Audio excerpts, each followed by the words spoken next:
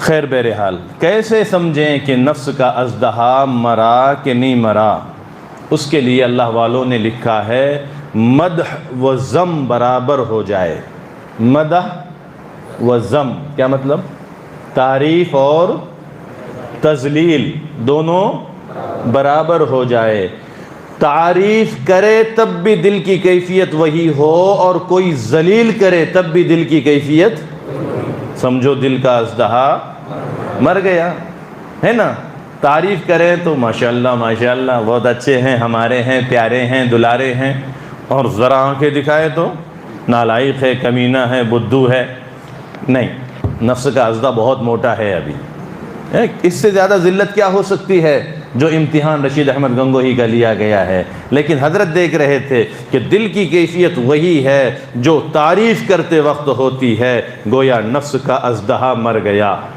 کوئی اور مثال سنیں گے اس کی؟ مدح و ذم برابر۔ کل میں نے اس بات کو علماء کے نشست میں ادھورا چھوڑا تھا، یاد ہے آپ کو؟ تصوف و سلوک کا حاصل یہ ہے کہ انسان کے دل کی کیفیت ایسی ہو کہ اس کے لیے تعریف اور تذلیل دونوں برابر ہو جائے۔ اس کی مثال یہ ہے، ہم اگر مدرسے کے ملازم ہیں تو مدرسے والے نورانی قاعدہ پڑھانے کے لیے دے تب بھی دل کی کیفیت وہی ہو، اور اگر بخاری دے تب بھی وہی ہو۔ جی، بخاری دینے پر اترانا نہیں چاہیے اور نورانی قاعدہ دینے پر ناراض نہیں ہونا چاہیے۔ اگر یہاں ناراض ہوا تب بھی اژدہا مرا ہوا نہیں ہے، اور وہاں اترا رہا ہے تب بھی اژدہا زندہ ہے۔ اگر چیک کرنا ہے تو اس وقت چیک کریں جب کسی ہیڈ ماسٹر کو نکال کے ٹیچر بنایا جا رہا ہو۔ اس وقت اگر وہ آپے سے باہر ہو گیا، سمجھ جانا نفس کا اژدہا، ارے بولو، منہ پھاڑے کھڑا ہے، زندہ نہیں ہے۔ اور اگر وہ ملے ٹھیک ہے بھائی میں تو تمہارا مزدور ہوں، آپ ٹیچر بناتے سبحان اللہ، کلاس ٹیچر بنائیں سبحان اللہ، ہیڈ ماسٹر بنائیں سبحان اللہ، ہیڈ ماسٹر سے نکال کے ایل کے جی میں بٹھائے سبحان اللہ۔ جب ہر چیز پہ سبحان اللہ نکلتا ہے تو گویا اس کے نفس کا اژدہا مرا ہوا ہے۔ جھگڑے ہوتے ہیں، اسکول سے اسکول بنتے ہیں، جمعیتوں سے جمعیتیں بنتی ہے، جماعت سے جماعت بنتی ہے، مدرسوں سے مدرسے بنتے ہیں۔ وجہ یہ ہے کہ نفس کا اژدہا منہ پھاڑے کھڑا ہوا ہوتا ہے، دل برداشت نہیں کرتا۔ میں شیخ الحدیث رہتے ہوئے نکل کر کے نورانی قاعدہ اور بولتا قاعدہ کیسے پڑھاؤ، ہو نہیں سکتا۔ امامت کو لگائے، ارے بولو نا سبحان اللہ، نکالے، ارے بولو مولانا کائے کو سبحان اللہ بلا رہے عوام کے سامنے؟ یہ تو پہلے سے پریشان کر رکھے ہیں ہم کو، اور ان کے سامنے سبحان اللہ بولے تو صبح 10 اماموں کی روٹی بند کر دیتے۔ یہ کر دینے دو۔ ظلمن اگر کوئی ٹرسٹی کسی امام کو نکالے گا، جنت کی خوشبو اس کو نہیں ملے گی، یاد رکھنا۔ وہ صدر ہو کہ سیکریٹری ہو، گاؤں کا مکھیا ہو کہ تعلقے کا مکھیا ہو، ضلع کا مکھیا ہو، ظلمن اگر کسی امام کو مسجد سے ہٹایا جاتا ہے، وہ 1000 تہجد پڑھنے کے باوجود جنت کی خوشبو نہیں سونگھ سکے گا۔ ہم علماء کو اتنا یقین رکھنا چاہیے، اگر میری ذات سے فتنہ ہو رہا ہے ہم پہلے استعفیٰ دے دیتے ہیں۔ میری ذات سے استعفیٰ، فتنہ نہیں ہونا چاہیے۔ دل کی کیفیت جب امامت کے لیے رکھا جا رہا تھا تب بھی ایک ہو، اور جس دن نکالا جا رہا ہوں تب بھی رکھنے پہ سبحان اللہ اور نکالنے پر زور سے بولو۔ اژدہا مر گیا ہے، رکھے تو پھول پیڑے، جی پیڑا آپ بھی کھا لو نا، امامت ملی ہے کون سے مسجد کی؟ بھلا مسجد کی، پیڑے، اور جس دن نکالیں اس دن نہیں مشورہ کرنا پڑتا، نہیں اس کو بھی بلاؤ، مجمع جمانا پڑتا، ٹکر برابر کی ہونا چاہیے، مجھے نکالتے ہیں۔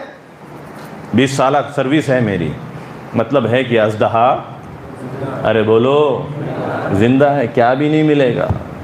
رزق کا مالک، زور سے بولو، رزق کا مالک کیا ٹرسٹی؟ بولو نا، اللہ ہے نا۔ صدر صاحب تو رزق کے مالک نہیں ہے جی، تھوڑے بہت ٹرسٹی، سیکریٹری، کون بھی رزق کا مالک نہیں ہے۔ اگر ہم نے ان کو رزق کا مالک سمجھ لیا، زندگی بھر پریشان جینا پڑے گا، یاد رکھنا۔ رزق کا مالک اوپر بیٹھا ہوا ہے. بھائی صدر صاحب جمتا تو ٹھیک ہے, نہیں جمتا کدو بیچ کے کھائیں گے, لیکن آپ کی حاجی بولو نہیں کریں گے. کدو بیچنا حرام ہے کیا؟ حلال کمائی ہے ماشاءاللہ, بزرگوں نے کی ہے. مولانا الیاس صاحب رحمۃ اللہ علیہ رحمۃ واسعہ سے پوچھا گیا کہ مجھے وقت کے قطب ابدال سے ملنا ہے, کہاں ملیں گے؟ حضرت جی نے فرمایا جاؤ جامع مسجد کے سامنے, جس ٹھیلے والوں سے مصافحہ کرو وہ قطب اور ابدال ہوگا. جی کیا کہا؟ خانقاہوں میں جاؤ, مدرسے میں جاؤ, مکہ جاؤ, مدینے جاؤ, جہاں دلی کے جامع مسجد کے سامنے جاؤ, جس ٹھیلے والے سے آپ مصافحہ کریں گے وہ وقت کا قطب اور ابدال ملے گا. تربوز بیچ رہے ہیں, خربوز بیچ رہے ہیں, قطب ہے, ابدال ہے, اور ہم بالکل پتہ نہیں کیا خانقاہ میں آنا ہے. نہیں صدر صاحب چھٹی نہیں دے رہے ہیں, تو صدر صاحب کی چھٹی کر دو یا اپنی چھٹی کر دو صدر صاحب کے پاس سے. ایک دین کے کام کے لیے جانے میں اگر کوئی صدر محترم رکاوٹ بنتا ہے, اللہ کو کیا جواب دیں گا؟ نہیں حضرت امام صاحب گئے تو نماز کون پڑھیں گا؟ تو پڑھا تو پڑھا نا, صدر کیوں بنایا تو؟ ایسے شخص کو آپ نے صدر پر بنایا ہے جو تکبیر نہیں کہہ سکتا ہے. نہیں کہہ سکتا ہے, بغل جھانکتا ہے, کوئی نہیں آیا ابھی, کوئی نہیں آیا, ٹھہرو ذرا. ارے امام آیا نا, تو تکبیر بول. تو تکبیر بولنے کے واسطے انتظار ہوتا ہے, خود نہیں بول سکتا ہے. مدرسے کا ذمہ دار ہے, 2 رکعت نہیں پڑھا سکتا ہے. بھئی امام کو چھٹی دے دو, ہر مہینے میں 4 دن آپ چھٹی پر جاؤ, تفریح کرو, بیوی کو لو, گھومو, ممی کو لو, دواخانہ جاؤ, کوئی مسئلہ نہیں. 3 دن صدر صاحب نماز پڑھائیں گے یا سیکریٹری صاحب نماز پڑھائیں گے, اس لیے کہ وہ بھی نسلی مسلمان ہیں, ایمان والے ہیں, دیندار ہے, سمجھدار ہے. ان کو اتنا تو آنا ہی چاہیے کہ 4 رکعت پڑھا سکیں. بولو میں جھوٹ بول رہا ہوں؟ تو آپ گھبرائیں نہیں, آپ بولیں گے آپ نے سبحان اللہ ان کے سامنے بلوایا تو یہ تو اور آسمان پہ جائیں گے. جانے دو نا, ہمارا رزق ان کے ہاتھ میں نہیں ہے. جب تک ہم ان کے ہاتھ میں رزق سمجھیں گے, ہم جماعتوں میں نہیں جا سکیں گے, خانقاہوں میں نہیں جا سکیں گے, اللہ والوں کی خدمت میں نہیں جا سکیں گے. وہ چھوڑیں گے نہیں اور آپ جائیں گے نہیں.